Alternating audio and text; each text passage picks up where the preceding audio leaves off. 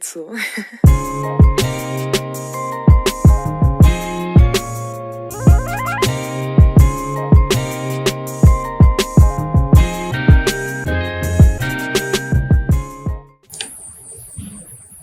Penasaran kan? Nah, sebelum itu perkenalkan dulu, nama saya Bu Yeni, guru mata pelajaran PPKN dari SMP Negeri 10 Kota Malang.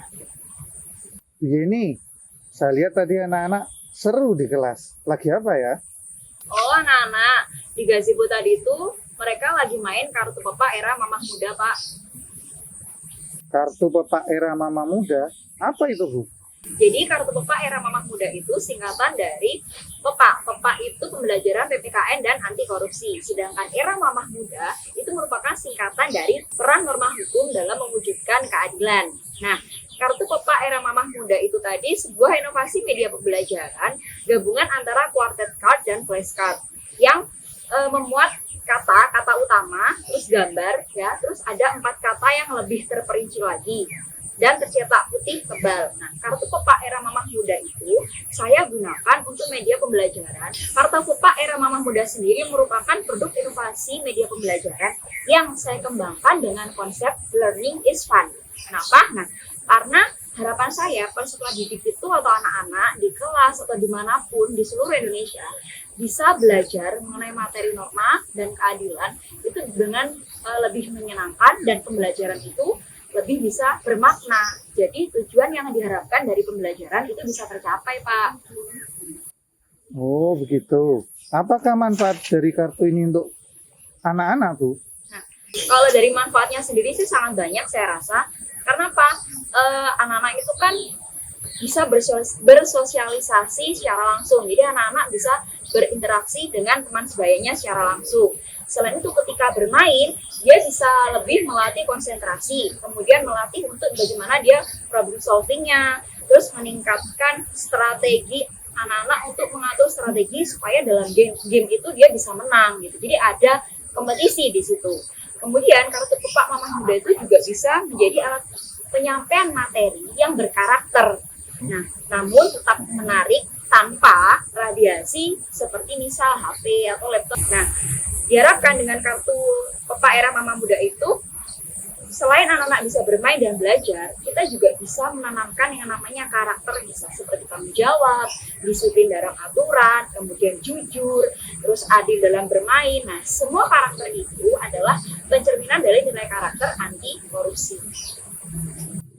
Wah, jadi pengen tahu ini. Cara mainnya gimana ya, Bu, anak-anak itu? Untuk cara mainnya, itu ada 10 peraturan, Pak, sebenarnya. Jadi, aturan yang pertama, peserta didik dalam suatu kelas itu membentuk kelompok beranggotakan 4-5 orang. Kemudian mereka, peraturan yang kedua, kocok atau shuffle kartu PEPA era Mamah Mudanya. Yang ketiga, bagikan 5 kartu acak kepada setiap pemain dan sisa kartu kocokan diletakkan di tengah. Yang keempat, tentukan pemain yang akan bermain pertama dan kedua dan urutan selanjutnya dengan timpah, misalnya seperti itu. Terus peraturan yang kelima, pemain pertama memulai permainan dengan menyebutkan satu nama tema yang berada di kartunya. Pemain selanjutnya yang memiliki kartu yang sama, nah, harus berkata jujur dan juga menyebutkan berapa jumlah kartu yang diminta yang ada di pemain tersebut. Nah, peraturan yang keenam, pemain tersebut wajib memberikan kartu yang diminta sebanyak jumlah kartu yang sesuai yang dimiliki. Nah, bagaimana jika pemain berbohong? Jika pemain berbohong akan terkena punishment, yaitu kehilangan kesempatan bermain sebanyak 1 kali putaran dan dikurangi sebanyak 5 poin atau sesuai dengan kesepakatan sebelum permainan dimulai.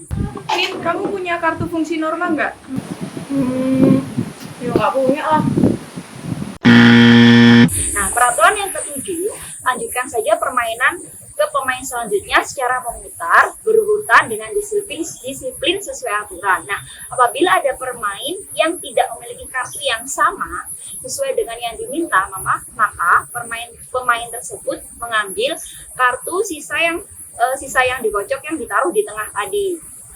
Nah, jadi ketika pemain tadi mengambil dan kemudian ambilnya kan harus 1. Jika pemain mengambil lebih dari 1, nah akan terkena punishment juga. Punishmentnya adalah kehilangan kesempatan bermain 1 kali putaran atau dikurangi poinnya sebanyak 5 poin atau dikurangi sesuai dengan kesepakatan permainan poinnya.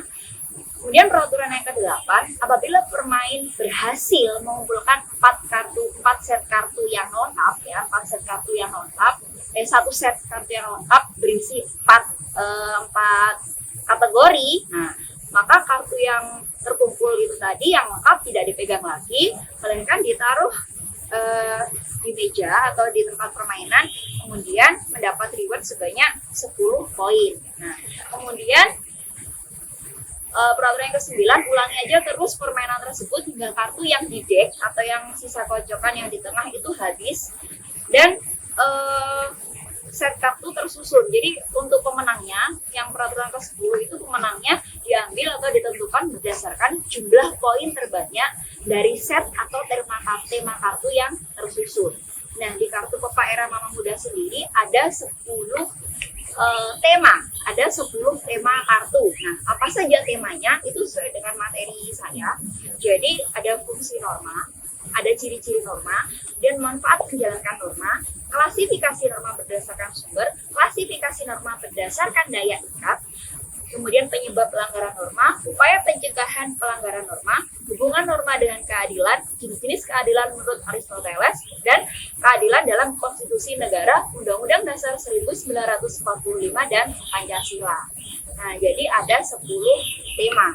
Nah, kelebihannya lagi dari kartu Pepak Era Mama Muda ini ya, bisa dibuat dengan materi yang berbeda, seperti itu. Wah, tambah menarik nih, semakin pengen tahu kelebihannya yang dimiliki kartu ini apa ya, Bu? Nah, selain kelebihannya bisa dikombinasikan atau diinovasikan lagi dengan materi yang berbeda, tidak hanya norma dan keadilan. Kartu ini juga yang jelas praktis karena mengingat ukurannya yang tidak terlalu besar, jadi bisa muat di saku baju atau di kantong celana itu muat. Kemudian mudah jika dibawa kemana saja. Misal kita sambil tidak hanya harus di sekolah main kartu ini, tidak perlu hanya di sekolah. Misal kita anak sekarang kan suka nongkrong, bisa sambil nongkrong bermain kartu ini bisa. Nah, di taman sekolah bisa bermain, jadi praktis dan mudah dibawa kemana saja. Yang ketiga, sederhana, menarik, efektif, dan efisien penggunaannya. Terus kemudian juga media ini bisa dibuat oleh guru mata pelajaran lain, tidak hanya PPKN. Jadi bisa dibuat oleh siapa saja. Pembuatannya juga mudah. Nah, desainnya juga tidak rumit. Juga aplikasi untuk membuat kartu ini juga sudah ada. Kemudian bisa dibuat dengan materi-materi yang berbeda sesuai dengan mata pelajaran yang diampu Bapak Ibu guru di seluruh Indonesia. Jadi sangat efektif, efisien, dan kreatif tentunya untuk kita semua. Wah, luar biasa sekali Bu Yeni. Ini inovasi yang sangat menarik dan belum ada di sekolah lain. Terima kasih. Ya, sama-sama Bu, sukses selalu untuk Anda. Terima kasih, sukses selalu untuk juga Bapak Ibu guru di seluruh Indonesia. Terima kasih.